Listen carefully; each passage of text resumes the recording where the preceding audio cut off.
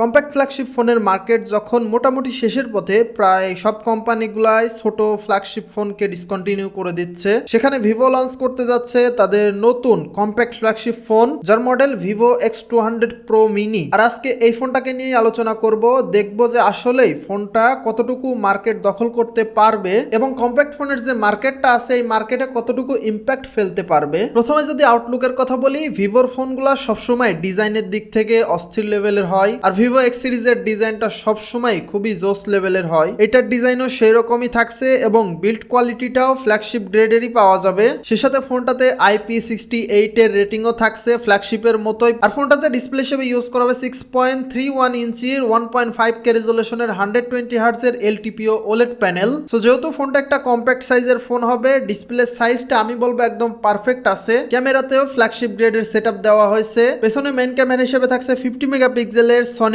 LYT818 এই সেন্সরটা use করা হয়েছে। সে সাথে 50 মেগাপিক্সেলের JN1 এই সেন্সরটা ইউজ করা হয়েছে আল্ট্রা ওয়াইড অ্যাঙ্গেল লেন্স হিসেবে, এবং আরো একটা 50 মেগাপিক্সেলের Sony IMX882 3x periscopic telephoto zoom lens থাকছে। সো ক্যামেরা সেটআপ এবং পারফরম্যান্স সবকিছুই একদম ফ্ল্যাগশিপ গ্রেডেরই পাওয়া যাবে। প্রসেসরের দিক থেকেও খুবই ভালো কাজ করা হয়েছে। এখানে মিডিয়াটেকের নতুন রিলিজ করা ডায়মেনসিটি 9400 এই চিপসেটটা ইউজ করা হয়েছে, এবং যেহেতু এটা মিডিয়াটেকের একটা ফ্ল্যাগশিপ চিপসেট সদ্য রিলিজ করা হয়েছে এবং আগামীতে আমরা এই চিপসেট দিয়ে প্রচুর ফোন দেখবো মার্কেটে। এবং ফোনটাতে র্যাম অপশন হিসেবে আপ টু 16GB LPDDR5X এর র্যাম থাকছে।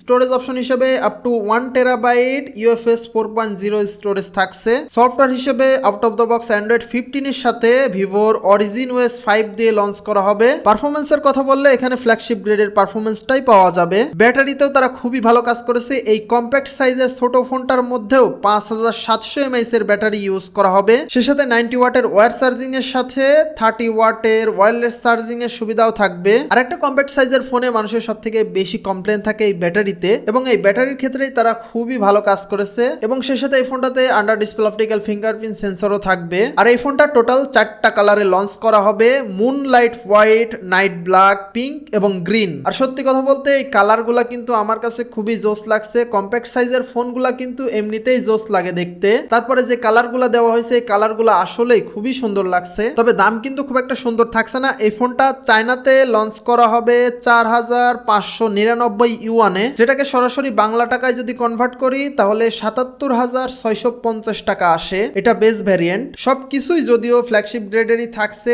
তারপরেও একটা কম্প্যাক্ট সাইজের ফোন হিসেবে, ভিভোর ফোন হিসেবে দামটা কিন্তু আমার কাছে কিছুটা বেশি মনে হয়েছে। এই ফোনটাকে যদি বাংলাদেশে মোটামুটি 60,000 টাকার আশেপাশে পাওয়া যাইতো তাহলে কিন্তু খুবই ভ্যালু ফর মানি একটা ফোন হইতো। আর কম্প্যাক্ট সাইজের ফোনের মার্কেটে এখনো অ্যাপল আছে, স্যামসাং আছে, তারা তো অলরেডি আছেই। সো ভিভোর এই ফোনটা কতটা কম্পিটিশন দিতে পারবে স্যামসাং এর সাথে, এইটা হচ্ছে দেখার বিষয়। কিন্তু একটা কম্প্যাক্ট সাইজের ফোন হিসেবে এটাতে যে স্পেসিফিকেশন, হার্ডওয়্যার এবং সফটওয়্যার সবকিছু মিলিয়ে দেওয়া হয়েছে, এটাকে আমার কাছে খুবই ভালো লেগেছে। এবং আপনারা কারা কারা এই ফোনটাকে নিয়ে ইন্টারেস্টেড আছেন অবশ্যই কমেন্ট সেকশনে জানাইতে পারেন। আজকের ভিডিও এখানে শেষ করছি, দেখা হবে আবার অন্য কোনো ভিডিওতে। সবাই ভালো থাকবেন। আসসালামু আলাইকুম।